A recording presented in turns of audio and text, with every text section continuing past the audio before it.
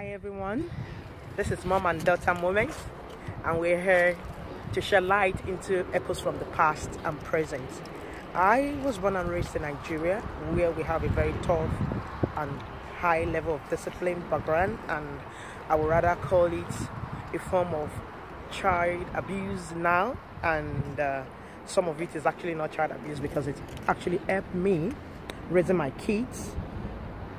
So how is it like in your primary school?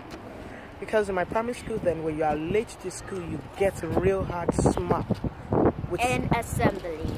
Yes, and you have four people holding you sometimes. One person to your right hand, to your left hand, left leg, and left and right leg, left and right, different people, like a smoked barbecue rat, and you'll be smacked. Or you have a desk where you have to lie flat on with face down, and either the headmaster, we call it headmaster, you call it head teacher, you get a whole smack, and you know, for like the whole day you have your bum hurting you, you can't really sit down, you can't really concentrate, and even when you get home, your parents won't really take any action. They will tell you you're late, so you have to be smart. And I think that's Victorian time, isn't it? So how about in your school? If you are late, do you experience such? No, we just get took into our class, and we had to, before we do that, we had to put our stuff away and then go in class. Wow, that's so amazing. And you still like feel that, oh no, you don't have to be late to school, is it, when does happen? Yeah, it's actually very, very interesting knowing a child is late. I'm not encouraging a child to be late to school, but you know, the child really feel guilty when they go late to school, because they are not getting the class exact time their classmates are getting the class. They're not getting their names marked at the time, and you know, they miss the first attendance and all that. And also, when you make noise in the class, what kind of sanction or punishment do you get? Because in my own primary school, you get onto the yellow face, but if you're on the yellow face, you have to go to the red face. Wow, and do you like going on the yellow or the red table? I hate it. Wow. That's another form of discipline, you know, and my children, they don't like that because it's like they don't get to have paper clips, is it? But then, in my home primary and secondary school, when you make noise and your name is written on the noisemaker sheet with the class monitor or the monitress is always eager to write your name in there, you get punished, you get beaten, you have to go to the field to cut the weed grass, the stubborn weed grass, and you got to miss your playtime. You have to lay down, raise up your hand under a hot scorching sun. I mean, in Nigeria, I grew up in Southwest, in the part of Southwest, now Middle Belt, and it's quite hot there. You have, sometimes it's a very, very brutal punishment because you get to kneel down and use your nail to walk like half a mile sometimes and come back. And do you get to do this kind of here in your school? No. I mean, what I mean is you can do any kind of hair you want to your school. That's what I mean. You can go to school with any kind of hairdo you want. No, but if you have like a very, very long hair, you might get in trouble, and then you have, or if you have big bows, you have to take it off and put in your tray. Oh, that is, if you've got some big bows like beads, is not acceptable because they are tiny objects which can get you people out, or it's dangerous, it can get you people choked, or can cause like an hazard. Yeah, my own growing up in primary and secondary school, my primary school was a private primary school, so you got to go to school with your relaxed air.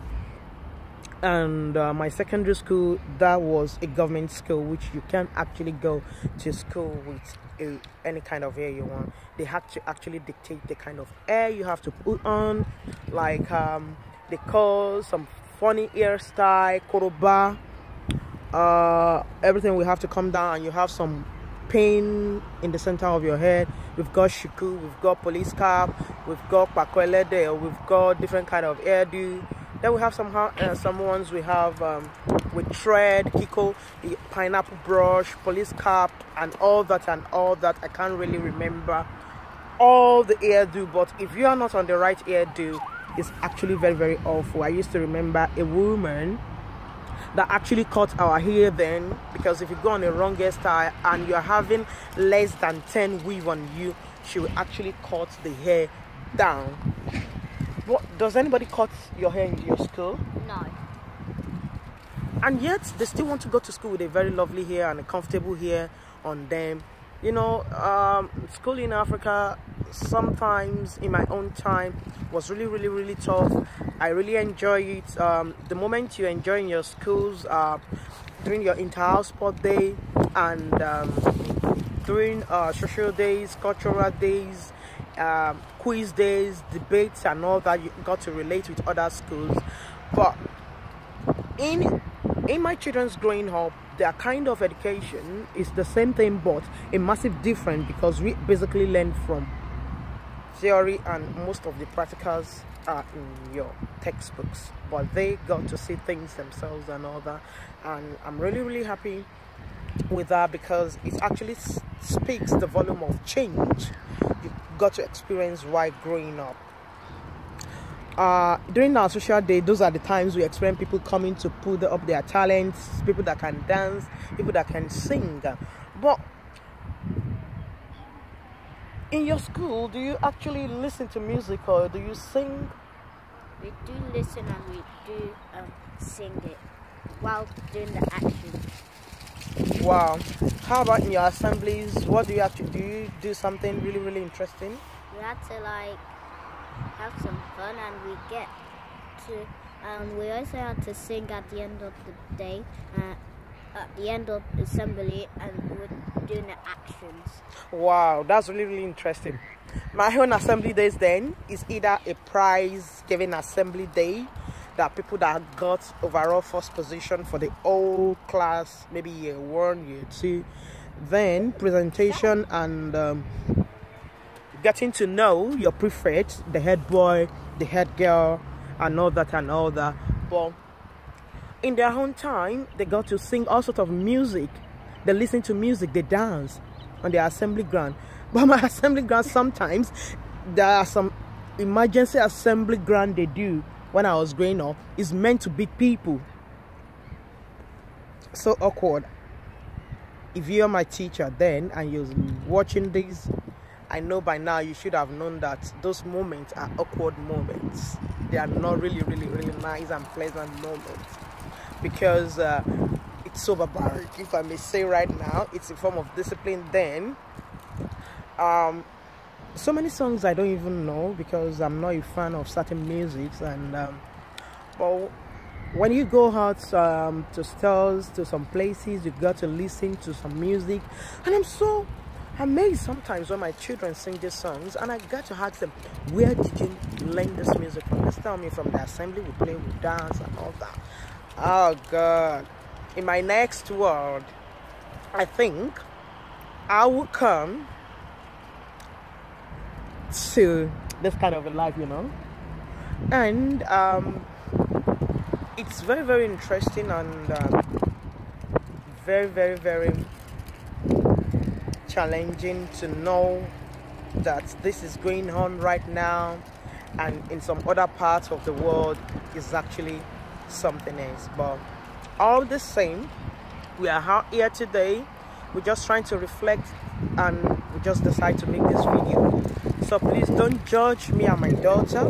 We are only comparing what school is like then, when I was growing up back in Nigeria, and school right now in England. So thanks for watching.